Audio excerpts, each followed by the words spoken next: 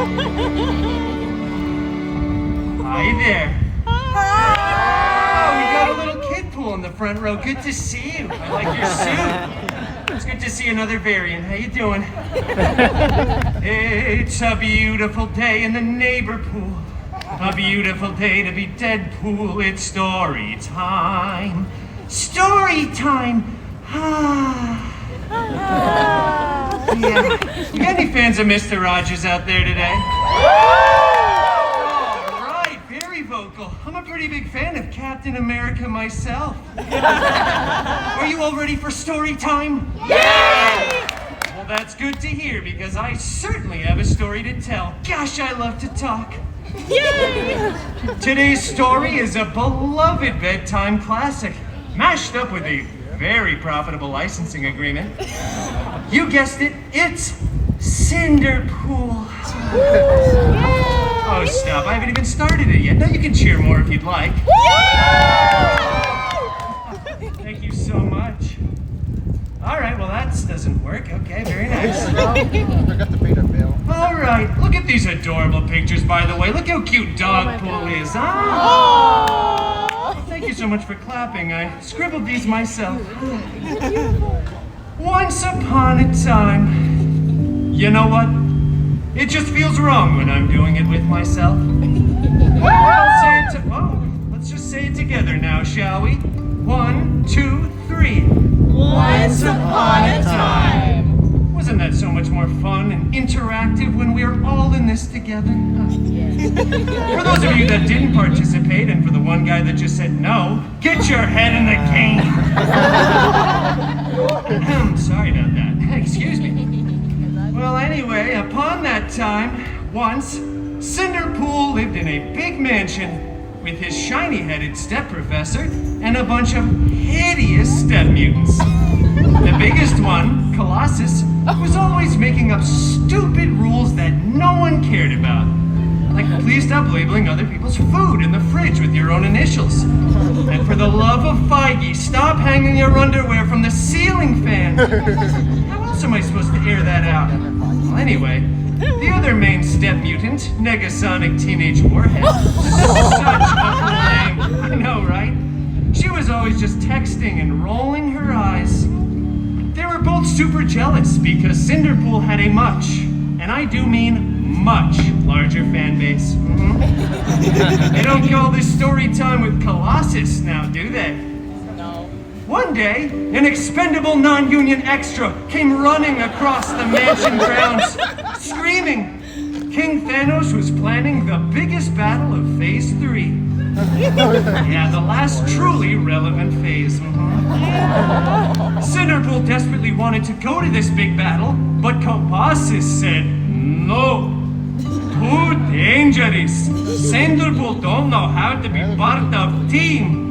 And then Colossus ripped up Cinderpool's nicest costume before Negasonic Teenage Warhead, again, it's such a cool name, made it explode into a million pieces with her mind powers. And then popped her gum. Oh, so Gen Z. Oh, on fleek. Sigma. No cap. Oh, did I do it right, kid? Okay, that's good. Cinderpool felt very bummed and felt very vulnerable and exposed. Minus 100,000 aura, as Negasonic would say. He stumbled out onto the mansion grounds, stumbling for dramatic effect. Hello there, camera. When suddenly, a big, strange, sparkly circle appeared. And from out of that big, strange, sparkly circle...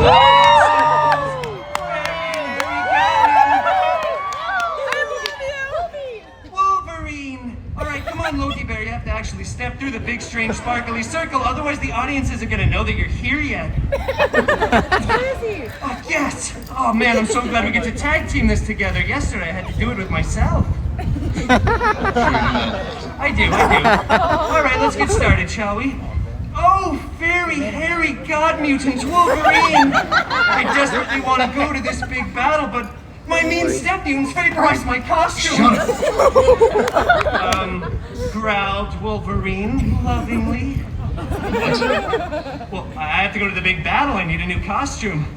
So just get another costume then, and stop writing me into these stories. Okay, well, after that very sage and somewhat Australian advice, Cinderpool headed off to the wardrobe department to get a freshly laundered costume.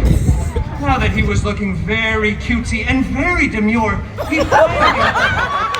Oh, thank you. He finally went off to that big battle. Cinderpool missed most of it, though, because he stopped for some delicious chimichangas along the way. Yeah. Kidpool knows. Yeah, exactly. Oh, he's got a little chimichanga in the front row. You deserve another high five. He would have been late to this battle, too, clearly. All right, well, anyway, was very late to this battle, but I just want to be clear. The Avengers were still winning. Captain America looked so cool and so ruggedly handsome in those pants. Oh, he loved Mr. Rogers. And meanwhile, Cinderpool's fairy hairy god mutant Wolverine was... I'm going to Pim's. All right, Pim's Test Kitchen. Yeah. Bye, Wolvie. Thank you for coming, Logie Bear. Well, that's all right. I don't think we really had the rights to him back then anyway. Well, moving on along, then, as the aliens were finally fleeing away in defeat, Cinderpool saw something on the steps of one of the spaceships. It was a single glove. High five, Kidpool. Wow, this glove was so fancy. Big and gold with beautiful jewels. I think there were 6 of them, not that that's really relevant information. I wonder who this fits, thought Cinderpool, before trying it on. After some clicking, whizzing, and whirring, it adjusted right to Cinderpool's arm. Then, out of nowhere, Iron Man came flying in out of left field screaming, "Please take that off. This is my sacrifice to make. I really don't want to be Iron Man until I'm 90. In fact, I would rather be doomed than be Iron Man again. Doomed, I tell you." Trust me, I am just as confused as you guys are. And then other, much less relevant Avengers came running in too, saying things like, "Please put that down, it's not a toy, whatever you do, do not snap." So obviously Cinderpool snapped. Oh, Cinderpool snapped a bunch, both physically and mentally.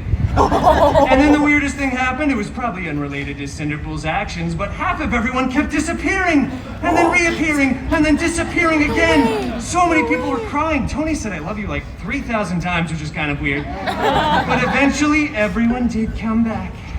Except for those that text and called during a movie theater experience. We didn't want them back. Yeah, but everyone else did. But then, the Avengers tackled Cinderpool, ripped off his new favorite glove, and when they went on to remake the movie, they CGI'd Tony's head onto Cinderpool's majestic body, and it went on to become the most profitable film of the Feige cinematic universe. The FCU, as I like to call it. I know, I'm still workshopping that acronym. I feel like there's just one too many letters. Well, anyway, everything worked out for Cinderpool, because all Cinderpool went on to start his own, even more successful franchise. Yeah! Thank you. Yeah, who's relevant now? It was so successful, in fact, that Cinderpool was eventually invited to be part of the Avengers Endgame 2. Electric Boogaloo. Yeah, in theaters at, well, some point. Well, that's the end. Game, if you will. All right, we got like 7 people that enjoy puns. That's nice. Didn't practice that in the shower all morning or anything. Well, thank you all for coming, especially you, Kidpool, to another glorious story time with your new favorite Disney princess. Yeah!